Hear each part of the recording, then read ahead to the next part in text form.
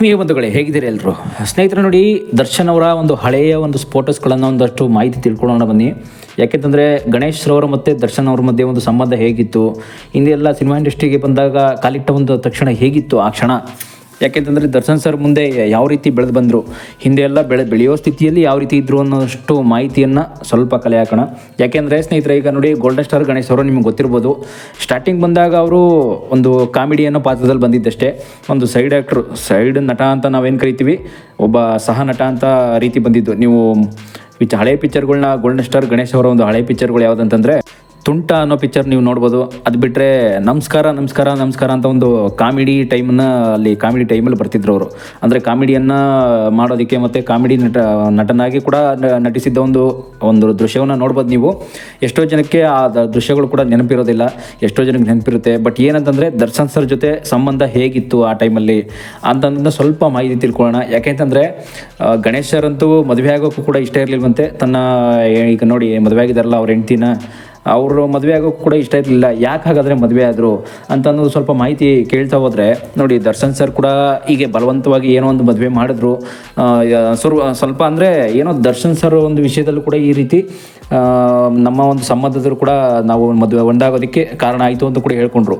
ಯಾಕೆ ಅಂತಂದರೆ ದರ್ಶನ್ ಅವರು ಆಗಿನ ಕಾಲದಲ್ಲಿ ಒಬ್ಬ ಇನ್ನೂ ಟಾಪ್ ಹೀರೋ ಆಗಿರಲಿಲ್ಲ, ಹೀರೋ ಆಗಿಬಿಟ್ಟಿದ್ರು ಅಷ್ಟೇ. ಗಣೇಶ್ ಸರ್ ಇನ್ನೂ ಕಾಮಿಡಿ ಮಾಡ್ತಾಯಿದ್ರು ಅಷ್ಟೇ.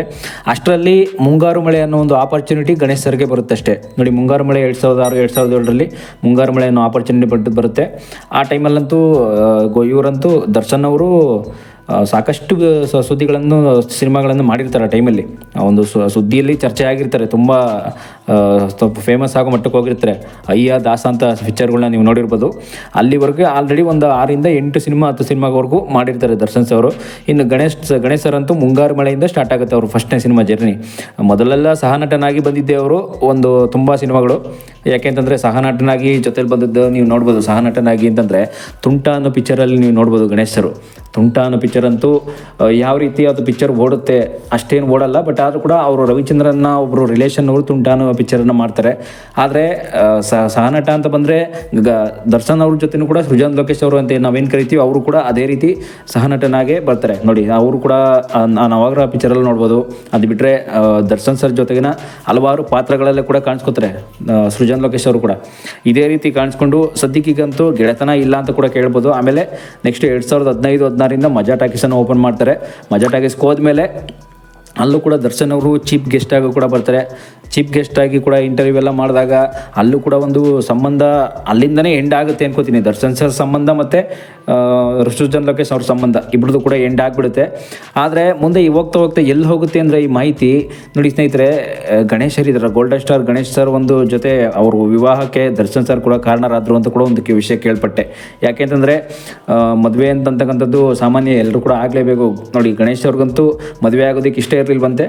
ಆದರೂ ಕೂಡ ದರ್ಶನ್ ಸರ್ ಒಂದು ಏನೋ ಒಂದು ಇನ್ಸ್ಪಿರೇಷನ್ ಮೋಟಿವೇಶನಿಂದ ಕೂಡ ಮದುವೆ ಆದರು ಅಂತ ಕೂಡ ಕೇಳಿಬಂತು. ಯಾಕೆಂತಂದರೆ ಈ ಸುದ್ದಿಗಳು ಕೇಳ್ತಾ ಹೋದರೆ ದರ್ಶನ್ ಸರ್ ಹಿಂದೆ ಎಷ್ಟೆಷ್ಟು ಜನಕ್ಕೆ ಜೂನಿಯರ್ ಕಲಾವಿದರಿಗೆಲ್ಲ ಹೆಲ್ಪ್ ಮಾಡ್ತಾ ಬಂದಿದ್ದಾರೆ ಅಂತ ಕೂಡ ಒಂದು ವಿಷಯವನ್ನು ನಿಮ್ಗೆ ತಿಳಿಸ್ಕೊಡ್ಬೇಕಾಗಿ ಬಂತು ಅಷ್ಟೇ. ನೋಡಿ, ಹಿಂದೆ ಅಂತೂ ದರ್ಶನ್ ಸರ್ ಸ್ಟಾರ್ಟಿಂಗ್ ಫಿಲ್ಮ್ ಮಾಡಿದಾಗೆಲ್ಲ ನೀವು ನೋಡಿರ್ಬೋದು. ಫಿಲ್ಮ್ ಮಾಡಾದಮೇಲೆ ನೆಕ್ಸ್ಟು 2011ರಲ್ಲಿ ಸಾರಥಿ ಅನ್ನೋ ಸಿನಿಮಾ ಬರುತ್ತೆ. ಆ ಸಾರಥಿಯನ್ನು ನಿರ್ಮಾಪಕರು ಕೂಡ ಒಂದು ಮಾತು ಹೇಳ್ತಾರೆ, ಸತ್ಯಪ್ರಕಾಶ್ ಅಂತ ಅವ್ರ ಹೆಸರು. ಸತ್ಯಪ್ರಕಾಶ್ ಅವರು ಕೂಡ ನೋಡಿ, ಸಾರಥಿ ಸಿನಿಮಾ ಅಂತೂ ಬಂದಾಗ ದರ್ಶನ್ ಸರ್ 2011ರಲ್ಲಿ ಅವರ ವಿಜಯಲಕ್ಷ್ಮಿ ಪತ್ನಿ ನಡುವೆ ಏನೋ ಗಲಾಟೆಯಾಗಿ ಜೈಲಿಗೆ ಹೋಗ್ಬೇಕಾಗಿ ಬಂದಿತ್ತು. ನೀವು ನೋಡಿರ್ಬೋದು. ಎಷ್ಟೋ ಜನ ಗೊತ್ತಿರಲ್ಲ, ಎಷ್ಟೋ ಜನ ಗೊತ್ತಿರುತ್ತೆ. ಯಾಕೆಂದರೆ ಅವ್ರ ಪತ್ನಿ ಮೇಲೆ ಏನೋ ಹೊಡೆದಿದ್ರು ಅಂತಕ್ಕಂಥದ್ದು ಅವ್ರ ಪತ್ನಿನೇ ಕಂಪ್ಲೇಂಟ್ ಕೊಟ್ಟಿದ್ರು ದರ್ಶನ್ ಸರ್ ಮೇಲೆ. ಅದರಿಂದ ನೋಡಿ, ಸಾರಥಿ ಟೈಮಲ್ಲೂ ಕೂಡ ಒಂದು ದೊಡ್ಡ ಮಟ್ಟದಲ್ಲಿ ಸಕ್ಸಸ್ ಕಂಡಿತ್ತು ಸಿನಿಮಾ. ಆದರೆ ಸಿನಿಮಾ ಮಾತ್ರ ದೊಡ್ಡ ಮಟ್ಟದಲ್ಲಿ ಸಕ್ಸಸ್ ಕಾಣ್ತು. ಅವ್ರು ನೋಡಿ, ಅವರು ಜೈಲಿಗೆ ಹೋದರೂ ಕೂಡ ಸಕ್ಸಸ್ ಆಯಿತು, ಇಲ್ಲ ಅಂತಲ್ಲ. ಆದರೂ ಕೂಡ ಏನಂತಂದರೆ ಸಿನಿಮಾ ಅಂತ ಬಂದರೆ ನಾವು ಸಿನಿಮಾ ಇಂಡಸ್ಟ್ರಿಯಲ್ಲಿ ನೋಡ್ತಕ್ಕಂಥದ್ದು ಒಂದು ಗೆಳೆತನ ಹೋಗ್ತಾ ಸಿನಿಮಾ ಇಂಡಸ್ಟ್ರಿ ಹೇಗೆ ಬೆಳೆಯುತ್ತೆ, ಹಿಂದೆ ಎಲ್ಲ ಹೇಗಿತ್ತು, ಮತ್ತು ಮುಂದೆ ಇನ್ನೂ ಹೋಗ್ತಾ ಅವಕಾಶಗಳು ನಮಗೆ ಸಿಗುತ್ತಾ ಇಲ್ವೋ ಒಂದು ಆಪರ್ಚುನಿಟಿಗಳು ನೋಡಿ. ಹಿಂದೆ ಎಲ್ಲ ದರ್ಶನ್ ಸರ್ ಒಂದು ವೃತ್ತಿ ಇದೆಯಲ್ಲ, ವೃತ್ತಿ ಜೀವನ ಅಂತಂದರೆ ಸಿನಿಮಾ ಜೀವನನೇ ಬೇರೆ, ಕೆಲವೊಂದು ನಾರ್ಮಲ್ ಜೀವನನೇ ಬೇರೆ. ಈಗ ನೋಡಿ, ನಾವು ನಾರ್ಮಲ್ಲಾಗಿ ಬದುಕಬೇಕು ಅಂತಂದರೆ ಒಂದು ಕೆಲಸ ಮಾಡಿಕೊಂಡು ಒಂದು ವ್ಯಾಪಾರ ಮಾಡಿಕೊಂಡು ಒಂದು ಅಂಗಡಿ ಹಿಡ್ಕೊಂಡು ಬದುಕ್ತೀವಿ ಅಷ್ಟೇ. ಆದರೆ ಸಿನಿಮಾದಲ್ಲಿ ಹಾಗಲ್ಲ. ಸಿನಿಮಾದಲ್ಲಿ ಬಂಡವಾಳ ಹಾಕಿದ್ಮೇಲೆ ಲಾಸ್ ಆಗುತ್ತೆ, ಇಲ್ಲ ಲಾಭನೂ ಆಗುತ್ತೆ, ಹೇಳೋಕ್ಕಾಗಲ್ಲ. ಯಾಕೆ ಅಂತಂದರೆ ಸಿನಿಮಾ ಒಂದು ಜೀವನ ಅಷ್ಟು ಅಷ್ಟು ಒಂದು ಭಯಂಕರವಾಗಿರುತ್ತೆ. ಎಷ್ಟೋ ಜನ ಅದೊಂಥರ ಪೆಸಿಫಿಕ್ ಮಹಾಸಾಗರ ಇದ್ದಂಗೆ. ನಿಮಗೆ ಲಾಸ್ಟ್ ಟೈಮ್ ಕೂಡ ನಾನು ತಿಳಿಸಿದ್ದೆ, ಸಿನಿಮಾ ಬಜೆಟಲ್ಲೂ ಕೂಡ ಎಷ್ಟೆಷ್ಟೆಲ್ಲ ಬಜೆಟನ್ನು ಇನ್ವೆಸ್ಟ್ ಮಾಡ್ತೀವಿ ಸಿನಿಮಾದಲ್ಲಿ ಬಜೆಟನ್ನು ಇನ್ವೆಸ್ಟ್ ಮಾಡೋಕ್ಕೆ ಏನೇನು ತುಂಬ ವ್ಯವಸ್ಥೆಗಳನ್ನ ನಾವು ಮಾಡ್ಕೊಂಡಿರ್ತೀವಿ. ಯಾಕೆಂತಂದರೆ ನಿಮಗೆ ಎಷ್ಟೋ ಜನಕ್ಕೆ ಸಿನಿಮಾ ಇಂಡಸ್ಟ್ರಿಲಿ ವರ್ಕ್ ಮಾಡೋರು ಗೊತ್ತಿರುತ್ತೆ, ಎಷ್ಟೋ ಜನಕ್ಕೆ ಗೊತ್ತಿರಲ್ಲ. ಸಿನಿಮಾದಲ್ಲಂತೂ ಪಾರ್ಟಿಸಿಪೇಟ್ ಮಾಡಬೇಕು, ಒಂದು ಅವಕಾಶ ಸಿಗಬೇಕು ಅಂದರೆ ತುದಿಗಾಲ ನಿಂತಿರ್ತಾರೆ, ಕಾಯ್ತಾ ಇರ್ತಾರೆ ಎಷ್ಟೋ ಜನ ಅವಕಾಶಗಳಿಗೋಸ್ಕರ. ನೋಡಿ, ಅವಕಾಶವನ್ನು ಎಷ್ಟೋ ಜನ ಪಡ್ಕೊಂಡು ಕೊನೆಗೆ ಇಟ್ಟಾದ ಮೇಲೆ ಕೂಡ ಕೈ ಬಿಟ್ಬಿಡ್ತಾರೆ ಎಷ್ಟೋ ಜನ ಅಷ್ಟೇ. ಈಗ ನೋಡಿ, ಗೆಳೆತನ ಬೆಳೀತು, ದಿಗ್ಗಜರು ಅಂತ ಕೂಡ ಒಂದು ಏನೋ ದಿಗ್ಗಜರು ಪಾರ್ಟ್ 2 ಮಾಡಬೇಕು ಅಂತ ಕೂಡ ಎಲ್ಲ ಪ್ಲ್ಯಾನ್ ಮಾಡ್ಕೊಂಡಿದ್ರು. ಅಷ್ಟರಲ್ಲಿ ಆಗಲೂ ಕೂಡ ಇವರು ಸ್ನೇಹ ಅಂತೂ ಮುರಿದುಬಿತ್ತು. ದರ್ಶನ್ ಅವ್ರ ಸುದೀಪ್ ಅವ್ರ ಸ್ನೇಹ ಕೂಡ ಯಾವ ರೀತಿ ಮುರಿದುಬಿತ್ತು ಅಂತ ಕೂಡ ಲಾಸ್ಟ್ ಟೈಮ್ ಕೂಡ ತಿಳಿಸಿದೆ. ನೋಡಿ, ಅವರು ಒಂದು ಏನೋ ಮದಕರಿ ಸಿನಿಮಾ ತಗೊಂಡ್ರು ಅಂತ ಕೂಡ ದರ್ಶನ್ ಸರ್ ಕೂಡ ಏನೋ ಆ ರೀತಿ ಒಂದು ವಿವಾದ ಕೂಡ ಒಳಗಾಯಿತು. ಮದಕರಿ ಸಿನಿಮಾ ಅಂತೂ ಕೂಡ ಸುದೀಪ್ ಸರ್ ಮಾಡಿದ್ದಾರೆ, ಆದರೆ ದರ್ಶನ್ ಸರ್ ತಗೊಬಿಟ್ಟು ಮದಕರಿ ನಾಯಕನ ಅಂತ ಕೂಡ ಒಂದು ವಿವಾದ ಒಳಗಾಯಿತು. ಅದಕ್ಕೆ ಮಾತು ಬಿಡಬೇಕಾದ್ದು, ಮತ್ತು ಅವ್ರ ನಡುವೆ ವಿವಾದಗಳು ಕೂಡ ಇದೇ ರೀತಿ ಆಗಿ ಬಂತು ಅಂತ ಕೂಡ ಒಂದು ಹೇಳಬೇಕಾಗಿ ಬಂತು ಅಷ್ಟೇ ಮಾಹಿತಿ. ನೋಡಿ, ಇನ್ನೊಂದು ಏನಂತಂದರೆ ದರ್ಶನ್ ಸರ್ ವಿಷಯದಲ್ಲಂತೂ ಈ ರೀತಿ ಹೇಳ್ತಾ ಹೋದರೆ ಸ್ಯಾಂಡಲ್ವುಡ್ಡಲ್ಲಿ ಇನ್ನೊಂದಷ್ಟು ಹಲವಾರು ಮಾಹಿತಿಗಳನ್ನ ತಿಳಿಸ್ಕೊಳ್ಬೋದು. ನೋಡಿ, ಅವರು ಒಂದೊಂದು ಮೂವಿನೂ ಕೂಡ ಇನ್ನು ಹೋಗ್ತಾ ತಿಳಿಸ್ಕೊಡೋದಾದರೆ ತುಂಬ ಆಪರ್ಚುನಿಟಿಗಳಿದೆ ಈಗಲೂ ಕೂಡ. ನೋಡಿ, ಈಗಲೂ ಕೂಡ ಅವರು ರೇಣುಕಾ ಸ್ವಾಮಿ ಹತ್ಯೆ ಪ್ರಕರಣದಲ್ಲಿ ಜೈಲಲ್ಲಿರೋದ್ರಿಂದ ಎಷ್ಟೋ ಸಿನಿಮಾಗಳ ಆಪರ್ಚುನಿಟಿ ಕಳ್ಕೊತಾ ಇದ್ದಾರೆ. ಯಾಕೆಂತಂದರೆ ಕೆಲವು ನಿರ್ಮಾಪಕರು ಕೂಡ ಭಯ ಪಡ್ತಾ ಇದ್ದಾರೆ. ಅಂದರೆ ಇವರು ಜೈಲಲ್ಲಿರೋದ್ರಿಂದ ಬಿಡುಗಡೆ ಆಗ್ತಾರೋ ಇಲ್ವೋ, ಬಿಡುಗಡೆ ಆದರೆ ನಮಗೇನೋ ಓಕೆ, ಬಿಡುಗಡೆ ಆಗಲಿಲ್ಲ ಅಂತಂದರೆ ನಮಗೆ ಇಲ್ಲಿ ತುಂಬ ಕಷ್ಟದ ಪರಿಸ್ಥಿತಿ ಬರುತ್ತೆ ಅಂತ ಕೂಡ ಎಷ್ಟೋ ಜನ ನಿರ್ಮಾಪಕರು ಕಷ್ಟಪಡ್ತಾ ಇದ್ದಾರೆ. ಯಾಕೆಂದರೆ ಸಿನಿಮಾ ಇಂಡಸ್ಟ್ರಿಲಿಗೆ ನೋಡಿ, ಲಾಸ್ಟ್ ಟೈಮ್ ಕಾಂತಾರ ಚಾಪ್ಟರ್ 1 ಕೂಡ ಬಂತು, ಈಗಾಗಲೇ 2 ಬಂದಿದೆ. ಕಾಂತಾರ ಚಾಪ್ಟರ್ 1ನಲ್ಲಿ ಈಗ ಅದು ಕಾಂತಾರ ಕಥೆಯಲ್ಲಿ ವಿಜಯ್ ಕರ್ಗಂದೂರು ಏನು ಹೇಳ್ತಾ ಇದ್ದಾರೆ ಅಂದರೆ, ಈಗ ನೋಡಿ, ಟಿಕೆಟ್ ದರ ಓನ್ಲಿ ಬರೀ 200 ರೂಪೀಸ್ ಅಷ್ಟೇ. 200 ರೂಪೀಸ್ ಆಗಿರೋದ್ರಿಂದ ಟಿಕೆಟ್ ದರವನ್ನು ನಾವು ಜಾಸ್ತಿ ಮಾಡೋಕೆ ನೋಡಿ, ಗೌರ್ಮೆಂಟ್ ಕೂಡ ಅದು ಹೇಳಿರ್ತಕ್ಕಂಥ ಒಂದು ಅನೌನ್ಸ್ಮೆಂಟು. ಗೌರ್ಮೆಂಟ್ ಹೇಳ್ಬಿಟ್ಟಿದೆ ಟಿಕೆಟ್ ದರವನ್ನು ಇಷ್ಟೇ ಕೊಡ್ತಕ್ಕಂಥದ್ದು, ಇಷ್ಟ ಮೇಲೆ ಕೊಡೋಕ್ಕಾಗಲ್ಲ ಅಂತೆಲ್ಲ ಹೇಳ್ಬಿಟ್ಟಿದೆ. ಆದರೆ ಇವ್ರು ಕೇಳ್ತಾ ಇಲ್ಲ ಅಷ್ಟೇ.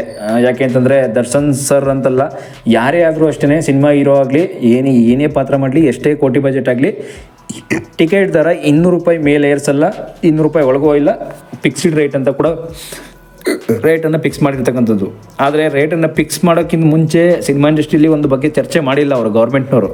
ಯಾರೇ ಆಗಲಿ ಒಂದು ಚರ್ಚೆ ಮಾಡ್ತಕ್ಕಂಥದ್ದು ಅಷ್ಟು ಈಸಿ, ಒಂದು ಒಳ್ಳೆಯ ಕೆಲಸ ಅದು. ಯಾಕೆ ಅಂತಂದರೆ ಚರ್ಚೆ ಅಂತಕ್ಕಂಥದ್ದನ್ನು ನಾವು ಮಾಡ್ತಾ ಹೋದರೆ ಸಾಕಷ್ಟು ಇನ್ನೊಂದಷ್ಟು ಆಪರ್ಚುನಿಟಿಗಳು ಗೊತ್ತಾಗುತ್ತೆ.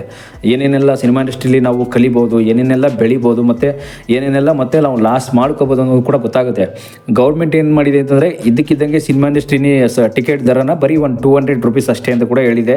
ಅದೀಗ ಕಾಂತಾರ ಮಾತ್ರ ಅಲ್ಲ, KGF ಮಾತ್ರ ಅಲ್ಲ, ಮುಂದೆ ಬರ್ತಕ್ಕಂಥ ಎಲ್ಲ ಸಿನಿಮಾಗಳು ಕೂಡ ಹೊಡ್ತಾ ಬೀಳುತ್ತೆ ಅಂತ ಕೂಡ ನಿರ್ಮಾಪಕರು ತುಂಬ ಭಯ ಬಿದ್ದಿದ್ದಾರೆ. ಈಗ ನೋಡಿ, ದರ್ಶನ್ ಸರ್ ಮುಂದೆ ನೆಕ್ಸ್ಟ್ ಡೆವಿಲ್ ಸಿನಿಮಾನೂ ಅದೇ ರೀತಿ ಆಗ್ಬೋದು. ನೋಡೋಣ ನೆಕ್ಸ್ಟ್ ವಿಡಿಯೋದಲ್ಲಿ ಏನೇನಾಗುತ್ತೆ. ನೆಕ್ಸ್ಟ್ ವಿಡಿಯೋದಲ್ಲಿ ದರ್ಶನ್ ಸರ್ ಬಗ್ಗೆ ಮುಂದಿನ ಮಾಹಿತಿ, ಇನ್ನಷ್ಟು ಸಾಕಷ್ಟು ಮಾಹಿತಿನ ತಿಳಿಸ್ಕೊಳ್ಳೋಣ. ದರ್ಶನ್ ಸರ್ ಬಗ್ಗೆನೇ ಈಗ ಹಳೆಯ ಒಂದು ಜೈಲಿನ ಪರಿಸ್ಥಿತಿ ಆಗಲಿ, ಇನ್ನೂ ಸಾಕಷ್ಟು ಅವರ ಒಂದು ಮನೆತನದ ಬಗ್ಗೆ ಸಾಕಷ್ಟು ತಿಳಿಸ್ಕೊಡ್ತೀನಿ. Thank you.